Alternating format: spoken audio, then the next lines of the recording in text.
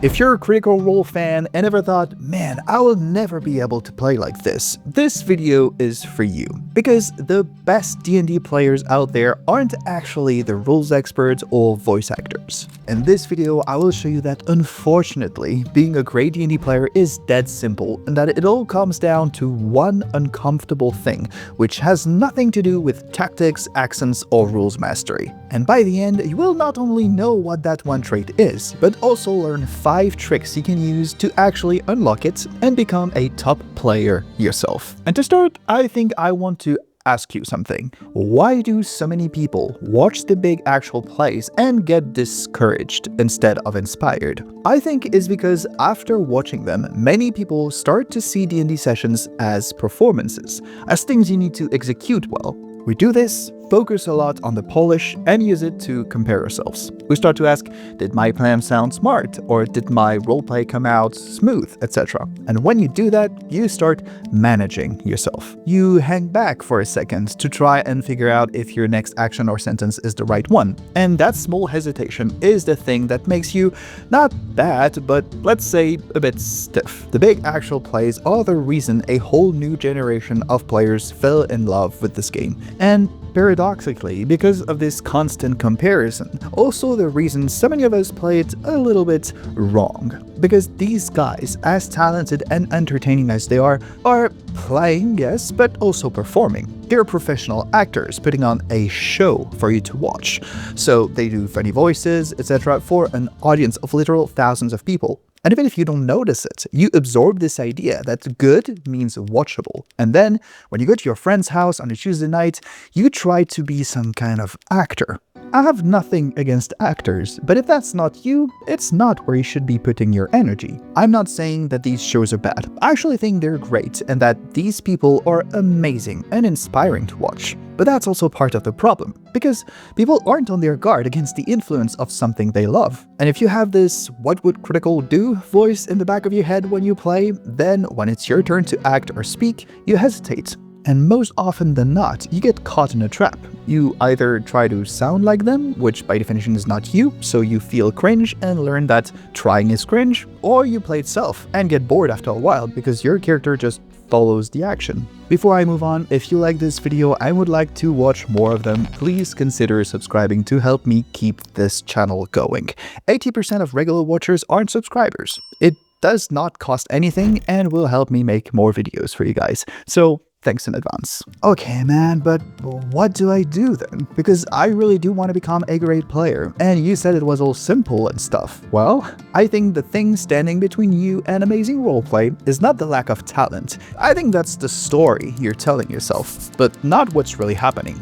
What's actually happening is you're being asked to be sincere in front of people who know the real you. Pretending to be an elf who cares about Bobbin the Goblin, then looking up and seeing your friend across the table with a smile on their face can be a bit scary. I 100% believe that fear, specifically fear to appear uncool, is what produces almost all the plays that feel boring and safe nobody remembers a week later at the average table. And I'm not pointing fingers here, believe me. I have been there before. The part which can be very frustrating is that it's actually easier to be a bit theatrical with total strangers at a convention than it is with your 4 friends in your living room. Strangers will forget you extremely quickly, but your friends will remember that voice you did the next time you see them. Maybe they will even bring it up in the group chats. So the people you never want to look silly in front of are the exact people this game asks you to be uncool in front of. By design, D&D feels very exposing because of this.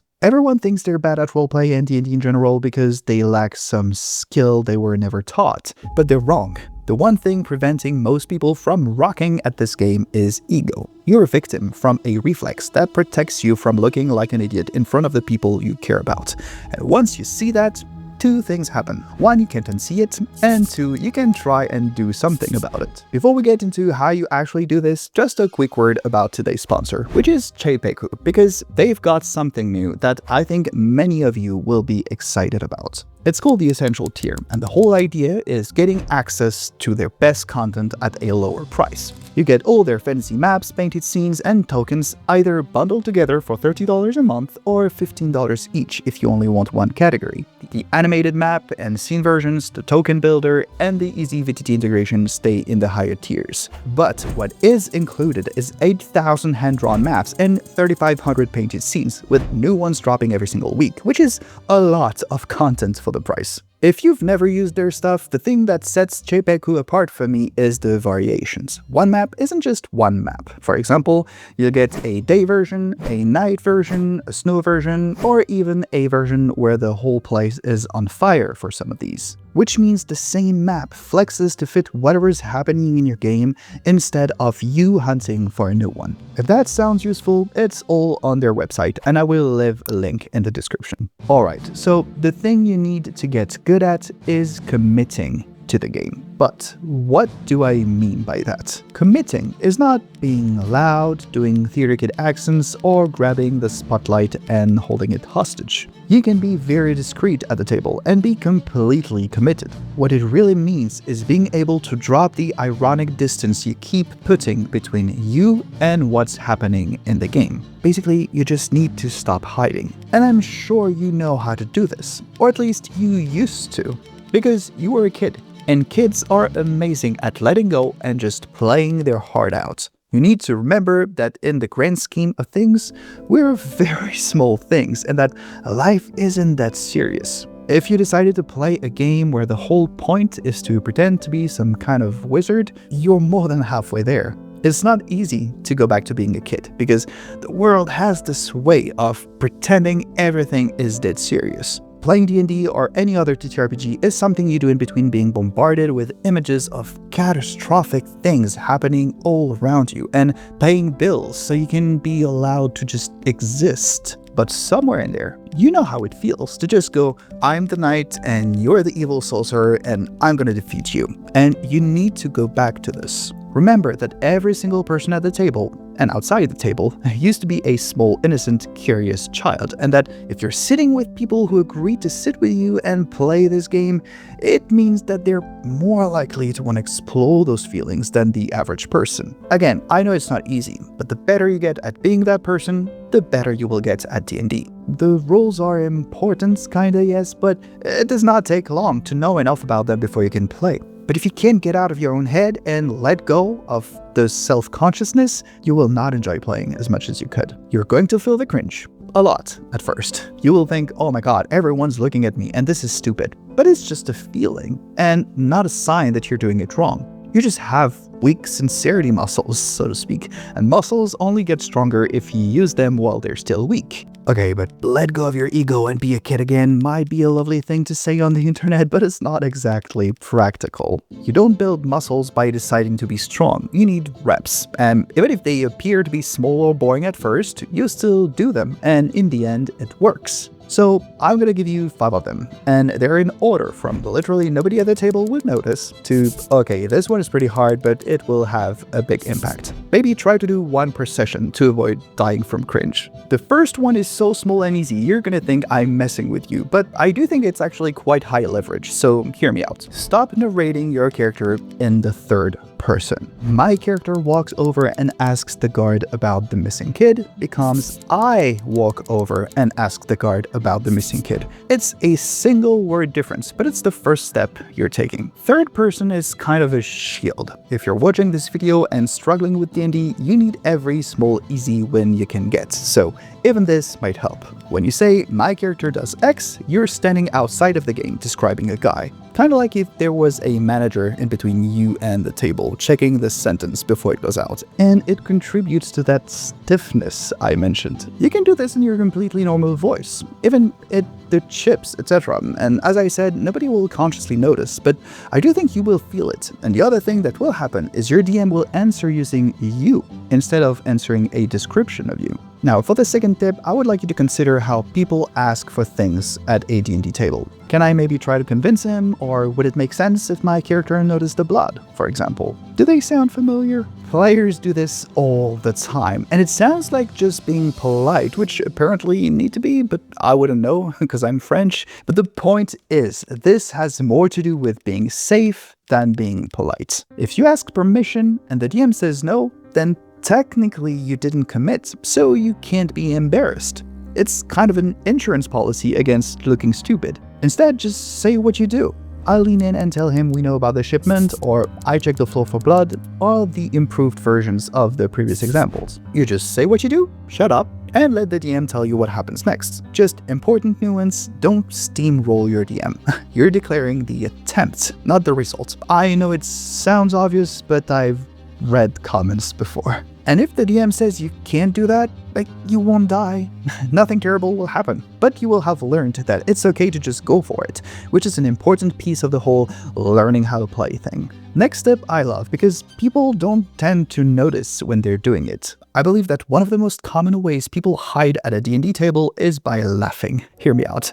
You do something, anything, as your character, and then there is a short silence, and you go, sorry, that was dumb, or I don't know, whatever, I roll. You know, why? I mean, you did the hard part. You're just murdering your own moment the second it was born. And it says to the room, don't take that seriously, even I don't believe it. So what you need to do is, after you say your line, you just stop, look at the DM, and wait. If there's a bit of silence, it might feel uncomfortable, but you need to get familiar with this feeling for the next step. It is hard to commit to the campaign because that's too big and abstract, but you can commit to a mule. My advice is just pick one small thing your character cares about that has nothing to do with the plot, like a horse or some knife that belonged to their brother, or even the famous Bobbin the Goblin. The more minor, the better.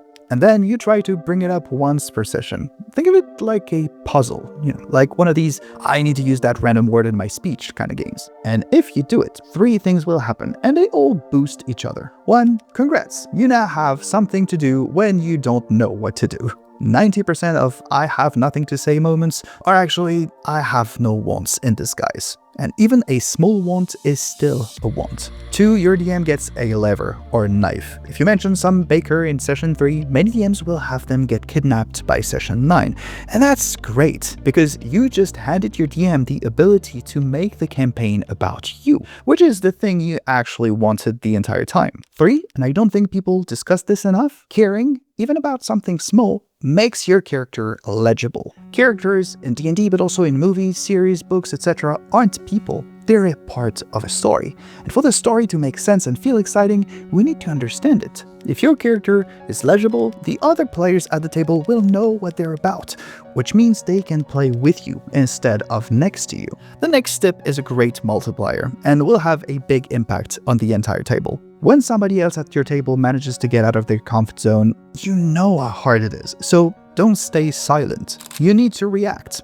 Ideally in character, but don't overthink it. Be impressed or worried. If they made a terrible joke, maybe your character still laughs. You basically help the other people get better at this committing thing, and doing so, you get better at it yourself. The fear I mentioned earlier in the video about looking uncool in front of people who know you needs evidence to disappear entirely. And you're probably not the only person feeling it. Doing this means you get to be the evidence, and for everyone else at the table. It's a multiplier because if the other 4 make you better, this one makes the entire table feel better. If you can get another player to do this with you, the entire table dynamics will change very quickly. Okay, yeah, cool, but my table is way too jokey for this. Fair. But most of the time, the jokes and memes aren't really the opposite of what I'm describing. I think many people joke around to hide too. And funny tables are actually easy to convert, because those people are already willing to be looked at. They're basically already halfway there, so you just need to be the one person to show them that the other thing is allowed too.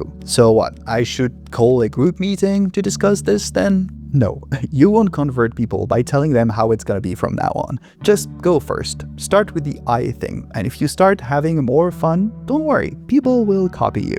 Okay, but I'm the DM. Does this even apply to me? Yes, you are the compass, basically. Whatever level of commitment you show is the absolute maximum your players will ever feel allowed to reach. If you play your NPCs at 30%, your table will tend to play at 20%, etc, etc. You're a living fantasy thermostat, so to speak. Alright, so let's go back to where we started. When you watch one of the actual plays and you get that "I'm never going to be able to do this" feeling, I don't think you're actually jealous of the acting. You're looking at a group of people who have all decided at the same time to treat something imaginary as though it mattered. And that's what you want. They are talented, and they have the big bucks, and they're putting on a show, yes. But that thing is not talent, and it does not require money. And it's the one thing that makes you want it. You don't need to be good at D&D. What does that even mean? You just need to be there with people. If you want to get even more in depth with drills, exercises, etc. to get even better at roleplay quicker, I made a roleplay skills workbook that goes way deeper than a video like this can, and it's available on my Patreon. I will leave a link in the description. And you can also watch this video next to know what the worst mistakes you should avoid when trying to learn how to roleplay are.